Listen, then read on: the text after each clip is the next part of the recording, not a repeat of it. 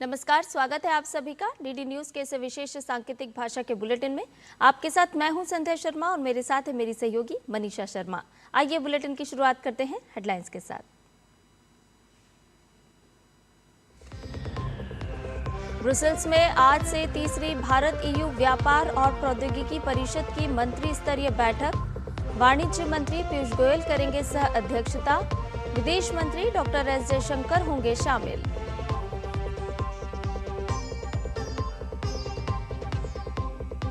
नई दिल्ली के भारत मंडपम में आज शुरू होगा भारत टेक्स 2026। 14 देश के अंतर्राष्ट्रीय प्रदर्शक लेंगे हिस्सा। प्रधानमंत्री नरेंद्र मोदी के 5F विजन से प्रेरित एक प्रमुख व्यापार, निवेश और नवाचार मंच।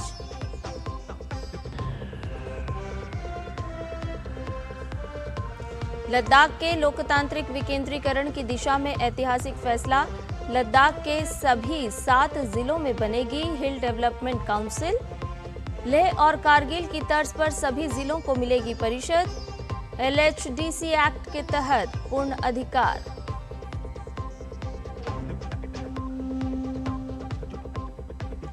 पश्चिम एशिया में बढ़ते तनाव के बीच UAE का ईरान पर हॉर्मुज में तेल टैंकरों पर हमले का आरोप। एक भारतीय नाविक की मौत, 8 अन्य घायल।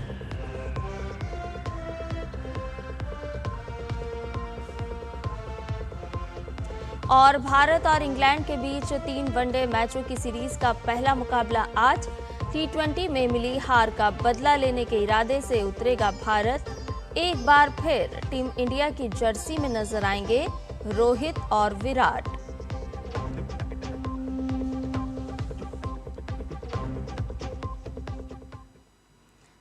और अब सभी खबरों को विस्तार के साथ जानते हैं। केंद्रीय वाणिज्य एवं उद्योग मंत्री पीयूष गोयल आज से 15 जुलाई तक बेल्जियम के 2 दिवसीय दौरे पर रहेंगे।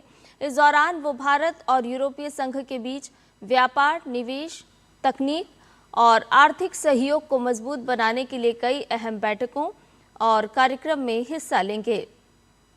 पीयूष गोयल तीसरी भारत यूरोपीय संघ ट्रेड एंड टेक्नोलॉजी काउंसिल की मंत्री स्तरीय बैठक की सह अध्यक्षता करेंगे।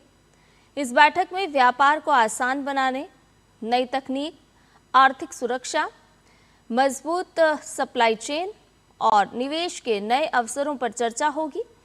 केंद्रीय मंत्री एंटवर्प बंदरगाह और एंटवर्प वर्ल्ड डायमंड सेंटर का भी दौरा करेंगे। अपने दौरे के दौरान पीयूष गोयल यूरोपीय आयोग के अध्यक्ष, यूरोपीय परिषद के अध्यक्ष और बेल्जियम के प्रधानमंत्री सहित कई वरिष्ठ यूरोपीय नेताओं से भी मुलाकात करेंगे। इससे पहले अपनी विदेश यात्रा के पहले चरण में पीयूष गोयल ने स्पेन में देश के प्रथम उप प्रधानमंत्री और अर्थव्यवस्था, व्यापार एवं व्यवसाय मंत्री कार्लोस क्वेर्पो के साथ मुलाकात की।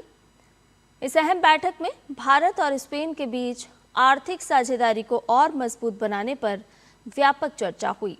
दोनों नेताओं ने व्यापार, निवेश और तकनीकी सहयोग बढ़ाने के साथ साथ नवीकरणीय ऊर्जा, green hydrogen, advance manufacturing, digital technology, infrastructure और इनोवेशन जैसे क्षेत्रों में सहयोग को नई गति देने पर विचार विमर्श किया।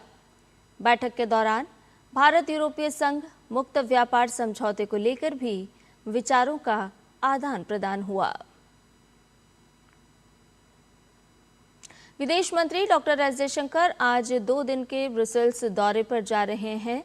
वो यहाँ तीसरी इंडिया EU ट्रेड और टेक्नोलॉजी काउंसिल मीटिंग में शामिल होंगे और अपने EU और बेल्जियम के समकक्षों से बातचीत करेंगे।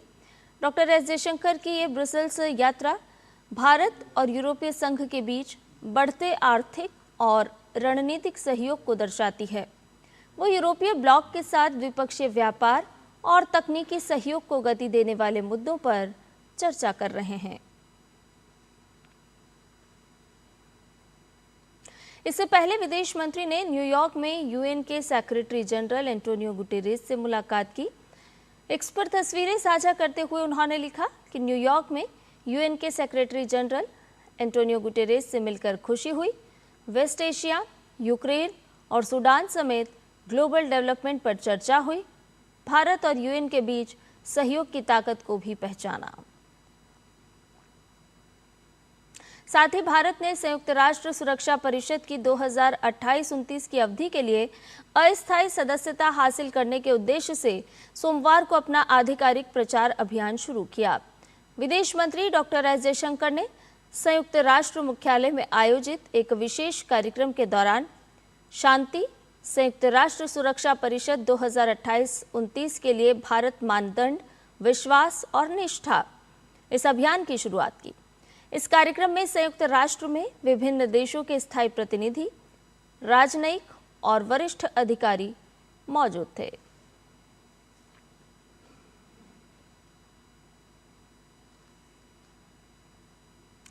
केंद्र शासित प्रदेश लद्दाख में लोकतांत्रिक विकेंद्रीकरण और स्थानीय स्वशासन को मजबूत करने की दिशा में बड़ा फैसला लिया गया है।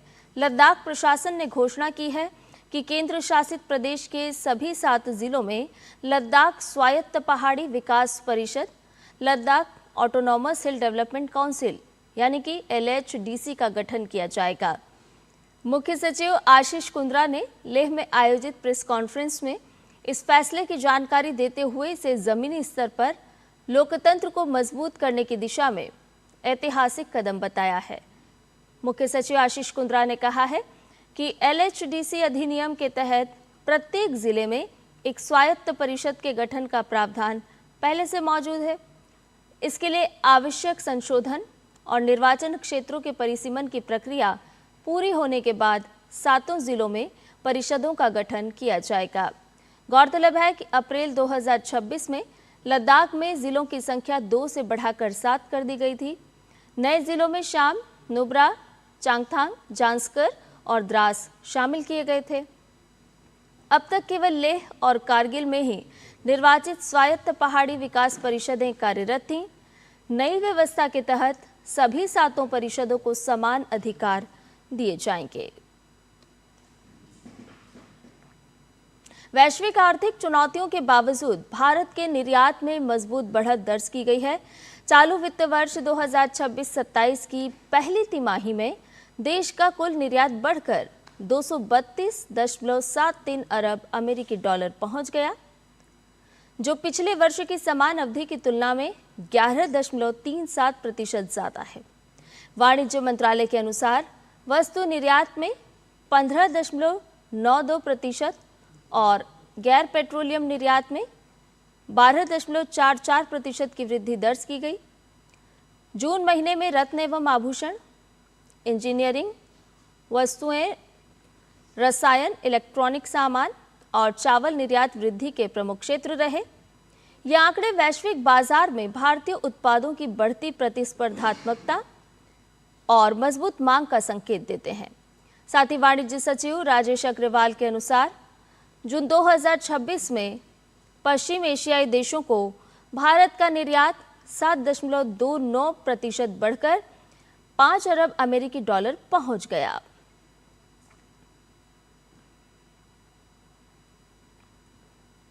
भारत की सबसे बड़ी वैश्विक वस्त्र प्रदर्शनी भारत टेक्स 2026 की शुरुआत आज से नई दिल्ली के भारत मंडपम में होगी।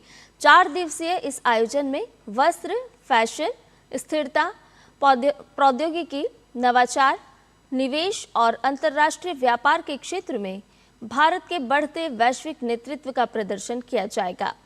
यह आयोजन निर्माताओं, निर्यातकों, वैश्विक खरीदारों, निवेशकों, नीति निर्माताओं, अंतर्राष्ट्रीय प्रतिनिधि मंडलों, कारीगरों, स्टार्टअप्स और प्रौद्योगिकी प्रदाताओं को एक साथ लाएगा।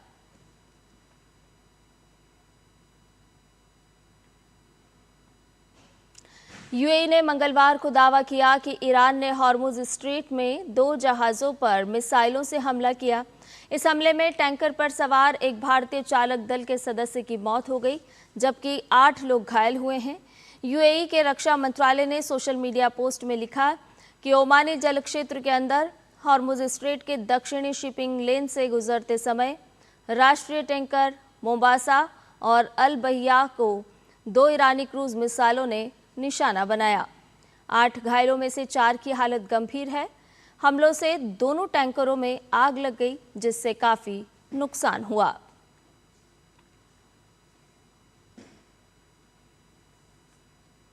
भारतीय महिला क्रिकेट टीम ने लॉर्ड्स के मैदान पर इतिहास रच दिया है। भारतीय टीम ने लॉर्ड्स पर खेले गए पहले महिला क्रिकेट टेस्ट को अपने नाम करने में सफलता हासिल की है। भारतीय महिलाओं ने एकमात्र टेस्ट में इंग्लैंड को 270 रन के विशाल अंतर से शिकस्त दी। भारत की ये जीत महिला टेस्ट में रनों के हिसाब से दूसरी बड़ी जीत भी रही। भारत और इंग्लैंड के बीच 3 वनडे मैचों की आज से बर्मिंघम में शुरुआत होने जा रही है। भारतीय टीम का इरादा वनडे सीरीज को जीतकर T20 में मिली हार का हिसाब बराबर करना होगा। वनडे सीरीज में सीनियर खिलाड़ियों की वापसी से टीम को मजबूती मिलने की उम्मीद है। अनुभवी विराट कोहली और रोहित शर्मा एक बार फिर टीम इंडिया की जर्सी में नजर आएंगे।